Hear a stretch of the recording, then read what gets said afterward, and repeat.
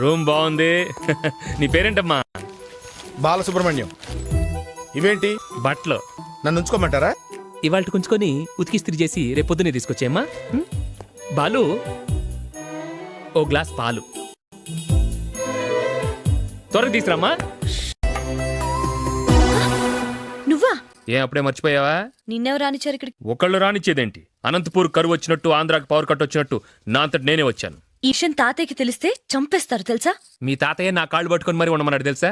అబద్ధం చెప్తున్నావు. అవి చెప్పడం దేవుడు నీకిచ్చిన వరం అమ్మా, మా వల్ల కాదు. ఓయ్, ఏయ్, నేనేమైనా తప్పు చెప్పానా? నీ బతుకు ఒక్క నిజం చెప్పావా? నీ పేరు అబద్ధం, నీ ఊరు అబద్ధం, నీ ఫోన్ నంబర్ అబద్ధం, నువ్వు అనాథవని చెప్పింది అబద్ధం. నువ్వు మాత్రం అన్ని నిజాలు చెప్పావా? మీ అన్నయ్య వాళ్ళ గురించి అబద్ధం చెప్పలా? పిచ్చిదానా, నేనే అబద్ధం చెప్పినా అది లోక కళ్యాణం కోసమే. ఈ తెలివితేటలు తట్టుకోలేకే నీకింతవరకు ఎవరు పిల్లనివ్వలేదు. Malleswari, I already told you, నువ్వు దేని గురించి అయినా మాట్లాడు గాని నా పెళ్లి గురించి మాత్రం మాట్లాడుకో, మర్యాద దక్కదు. ఏం చేస్తావు? ఏంటి మీదకొస్తున్నావు? ఏం చేస్తావు? రే పెళ్లి కాని ప్రసాద్, ఇది మీ వైజాగ్ కాదు, నా ప్యాలెస్. మనుషుల్ని పెట్టి కొట్టించేస్తాను, జాగ్రత్త. అమ్మ దుర్మార్గురాలా, నిన్ను రౌడీల నుంచి రక్షిస్తే నన్ను రౌడీలు పెట్టి కొట్టిస్తావా? ఎస్, నోరు మూసుకొని ప్యాంట్ వేసుకుని పడు.